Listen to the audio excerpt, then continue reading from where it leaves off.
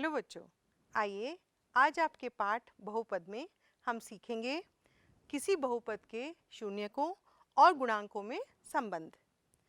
व्यापक रूप में यदि अल्फा और बीटा द्विघात बहुपद p ऑफ x बराबर ax की घात 2 प्लस bx प्लस c, जहाँ a शून्य नहीं है, के शून्यक हों, तो आप जानते हैं कि x माइनस अल्फा और x minus beta p of x के गुणनखंड होते हैं। अतः a x की घात 2 प्लस bx प्लस c बराबर होंगे k गुना x माइनस अल्फा गुना x माइनस बीटा, जहाँ k एक अचर है, जिसको हम इस प्रकार लिख सकते हैं k गुना x की घात 2 माइनस अल्फा प्लस बीटा गुना x प्लस अल्फा बीटा, जो बराबर होगा k x की घात 2 minus k x alpha plus beta गुना x प्लस k गुना अल्फा बीटा। दोनों और k x की घात 2 और x के गुणांकों तथा अचर पदों की तुलना करने पर हम पाते हैं कि a बराबर होगा k के, b बराबर होगा माइनस k गुना अल्फा प्लस बीटा और c बराबर होगा k गुना अल्फा बीटा। इससे प्राप्त होता है कि अल्फा प्लस बीटा बराबर होगा माइनस b बटा a और अल्फा गुना बीटा बराबर होगा c बटा a, अर्थात शून्यकों का योग अल्फा प्लस बीटा बराबर होगा माइनस b बटा a, मतलब माइनस ऑफ माइनस x का गुणांक बटा x की घात 2 का गुणांक। शून्यकों का गुणनफल अल्फा बीटा बराबर होगा c बटा a के, जो अचर पद बटा x की घात 2 का गुणांक है। व्यापक रूप में यह सिद्ध किया जा सकता है कि यदि अल्फा बीटा गामा त्रिघात बहुपद ax की घात 3 प्लस bx की घात 2 प्लस cx प्लस d के शून्यक हों, तो alpha plus beta plus gamma बराबर होंगे माइनस b बटा a के, alpha beta plus beta gamma plus gamma alpha बराबर होंगे c बटा a के, तथा अल्फा बीटा गामा बराबर होंगे माइनस d बटा a के। आइए देखते हैं इसकी मदद से हम प्रश्नावली 2.2 कैसे हल करते हैं। पहला प्रश्न कहता है, निम्न द्विघात बहुपदों के शून्य ज्ञात कीजिए और शून्यकों तथा गुणांकों के बीच के संबंध की सत्यता की जांच कीजिए। हमारे पास प्रश्न है x की घात 2 माइनस 2x माइनस 8। यहाँ हमारा मध्य पद क्या है? Minus 2x। इसको हमें ऐसे पदों के योग के रूप में विभक्त करना है जिसका गुणनफल माइनस 8 हो। तो हम कैसे कर पाएंगे उसको? हम लिख सकते हैं x की घात 2 माइनस 2x माइनस 8 को x की घात 2 minus 4x plus 2x minus 8, या x गुना x माइनस 4 प्लस 2 गुना x माइनस 4। इस प्रकार हमें दो गुणनखंड प्राप्त हुए, x माइनस 4 गुना x प्लस 2। इसलिए x की घात 2 माइनस 2x माइनस 8 का मान शून्य है जब x प्लस 2 शून्य है या x माइनस 4 शून्य है, अर्थात जब x बराबर है माइनस 2 या x बराबर है 4। इसलिए x की घात 2 माइनस 2x माइनस 8 के शून्यक माइनस 2 और 4 हैं। अगला देखते हैं। अब शून्यकों का योग देखिए, माइनस 2 और 4 यहाँ है 2, जो बराबर होगा माइनस b बटा a के, माइनस ऑफ माइनस 2 बटा 1, जो बराबर है माइनस x का गुणांक बटा x की घात 2 का गुणांक के। इसी प्रकार शून्यकों का गुणनफल होगा c बटा a के बराबर, माइनस 2 गुना 4 बराबर होगा माइनस 8 के, जो बराबर है माइनस 8 अपॉन 1 के, मतलब अचर पद बटा x की घात 2 का गुणांक के। इसी प्रकार हम दूसरा प्रश्न देखते हैं। 4s square minus 4s plus 1। हम पाते हैं कि हमें माइनस 4s को इस तरीके से विभक्त करना है जो हमें -4s गुना करने से 4 आ जाए। इसका मतलब -2 हमें देगा -4 और -2 गुना -2 देगा +4। तो हमने इसको 4s² -2s + 1 लिखा। अब इन दोनों में हमने देखा कि 2s कॉमन है और हम लिख सकते हैं 2s - 1 -1 2s - 1। इस प्रकार हमारे पास दो गुणनखंड आए 2s - 1 गुना 2s - 1। इसलिए 4s की घात 2 -4s + 1 का मान 0 है जब 2s - 1 0 के बराबर है, अर्थात जब s बराबर है 1/2 के। इसलिए 4s की घात 2 -4s + 1 के शून्यक 1/2 और 1/2 हैं। अब शून्यकों का योग देख लीजिए। 1/2 + 1/2 क्या होगा? 1, जो बराबर है -b/a के। -b क्या है? -4/4। इसका मतलब -s का गुणांक बटा s की घात 2 का गुणांक। शून्यकों का गुणनफल देखिए। 1/2 गुना 1/2 बराबर होगा 1/4 के, जो आप देख रहे हैं कि c/a के बराबर है अचर पद बटा s की घात 2 का गुणांक के बराबर। इसी प्रकार अगला देखते हैं। यहाँ हम लिख लेते हैं a 6 के बराबर है, b -7 के बराबर है और c बराबर है -3 के।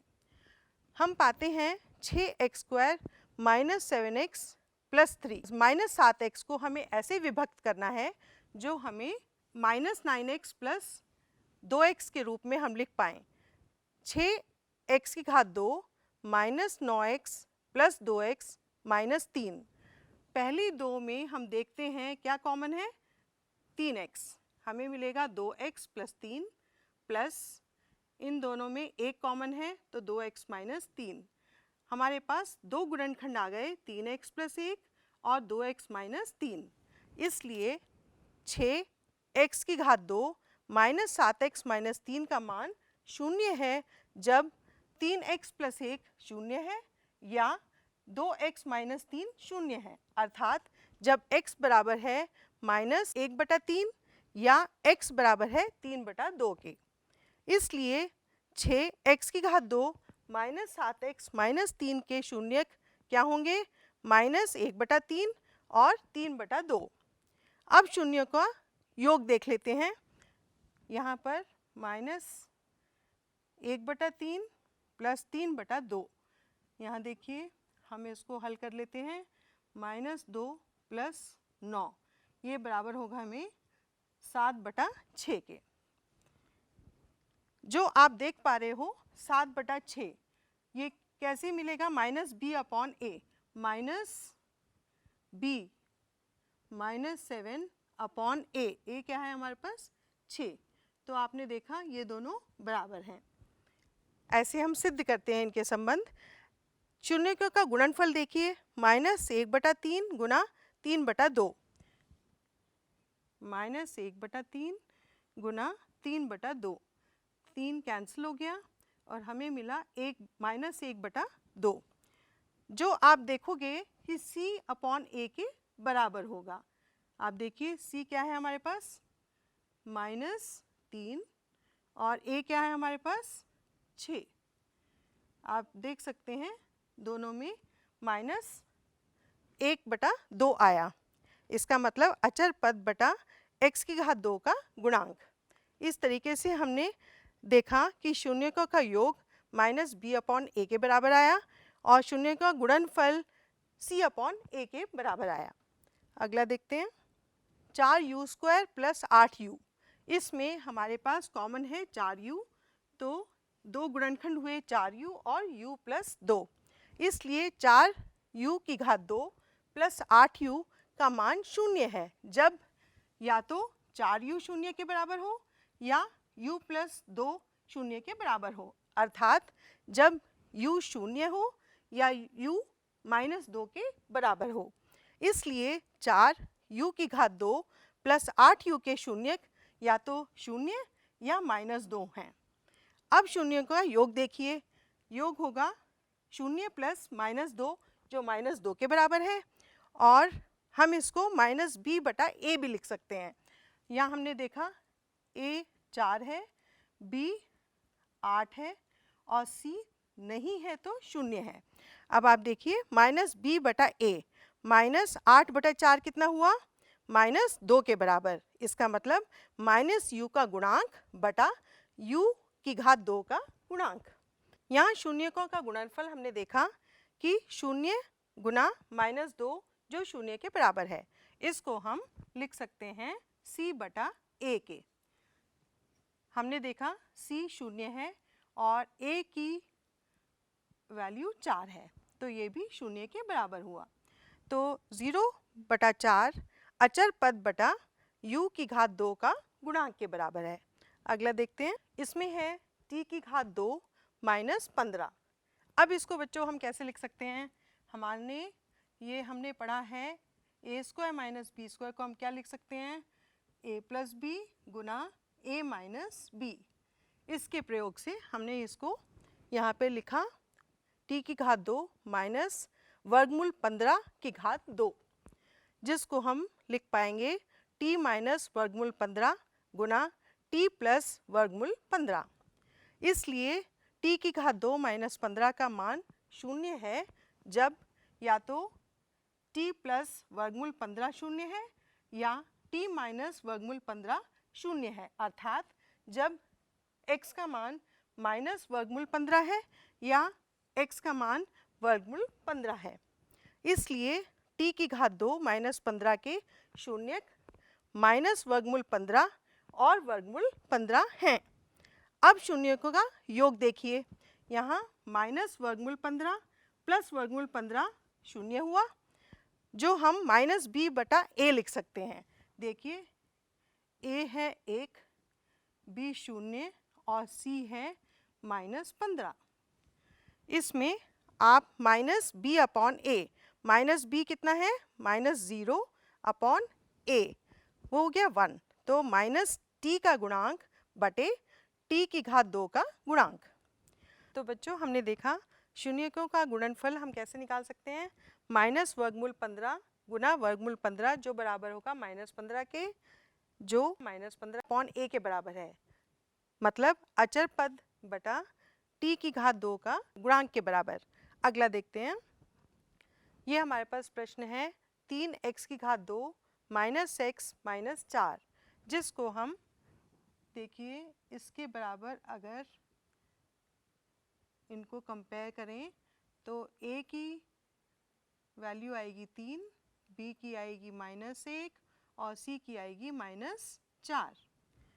अब हम देखते हैं 3x की घात 2 माइनस x माइनस 4 को हम कैसे लिख सकते हैं। -x को हम लिख सकते हैं -4x प्लस 3x के बराबर। इसका मतलब 3x की घात 2 minus 4x plus 3x minus 4 में हम देखते हैं कि पहली दो टर्म्स में क्या कॉमन है, x कॉमन है, तो हमें मिला 3x minus 4 plus 1 3x minus 4। इस प्रकार हमें दो गुणनखंड प्राप्त होते हैं, 3x माइनस 4 गुना x प्लस 1। इसलिए 3x की घात 2 माइनस x माइनस 4 का मान 0 है जब 3x माइनस 4 0 है या x प्लस 1 0 है, अर्थात जब x बराबर है 4/3 या x बराबर है -1। इसलिए 3x की घात 2 माइनस x माइनस 4 के शून्यक या तो 4/3 है या -1 है। अब हम देखते हैं शून्यकों का योग, यहाँ पर 4/3 प्लस -1। अब अगर हम इसको सरल करके लिखें हमें मिल जाएगा 1/3। ये देखिए हमारे पास शून्यकों का योग आया 1/3, जो -b/a के बराबर होना चाहिए। अब देखिए माइनस बी बटा ए के। बी क्या है हमारे पास? -(-1) बटा ए 3, जो भी 1/3 के बराबर है। इसी प्रकार शून्यकों का गुणनफल देख लेते हैं।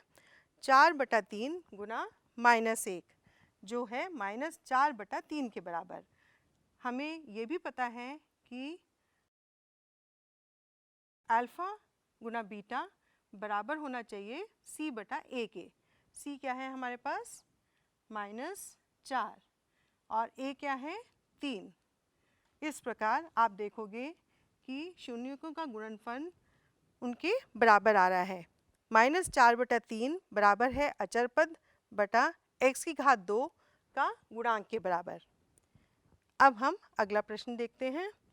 एक द्विघात बहुपद ज्ञात कीजिए जिसके शून्यकों के योग तथा गुणनफल क्रमशः दी गई संख्याएं हैं। क्या हैं संख्याएं? 1/4 और -1। माना कोई ax⁻² plus bx plus c है और इसके शून्यक अल्फ़ा और बीटा हैं। हम पाते हैं अल्फ़ा प्लस बीटा बराबर है 1/4 के, जो बराबर है -b/a के, और अल्फ़ा बीटा बराबर है -1 के, जो बराबर है -4/4 मतलब c/a के। तुलना करने पर हम पाते हैं a 4 के बराबर है और b -1 के बराबर है और c -4 के बराबर है। अतः यह द्विघात बहुपद जिसमें दी गई शर्तें संतुष्ट होती हैं वह होगा 4x⁻² -x -4। इसी प्रकार हम दूसरा देखते हैं प्रश्न। वर्गमूल 2 और 1/3। माना कोई बहुपद ax⁻² plus bx plus c है और इसके शून्यक अल्फ़ा और बीटा हैं। हम पाते हैं अल्फ़ा प्लस बीटा बराबर है वर्गमूल 2 के, जिसको हम 3 वर्गमूल 2/3 भी लिख सकते हैं और वो होगा -b/a के बराबर। इसी प्रकार अल्फ़ा बीटा बराबर होगा 1/3 के, जिसको हम लिख सकते हैं c/a। तुलना करने पर हम पाते हैं a 3 के बराबर है, b -3 वर्गमूल 2 के बराबर है और c 1 के बराबर है। अतः यह द्विघात बहुपद जिसमें दी गई शर्तें संतुष्ट होती हैं वो है 3x⁻² -3 वर्गमूल 2 गुना x प्लस 1। अगला देखते हैं।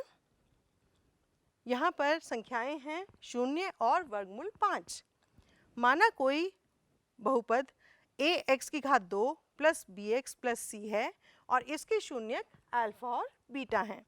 हम पाते हैं अल्फ़ा प्लस बीटा बराबर होगा 0 के, जो हमें दे रखा है, जिसको हम लिख सकते हैं 0/1 या जो बराबर होगा -b/a के।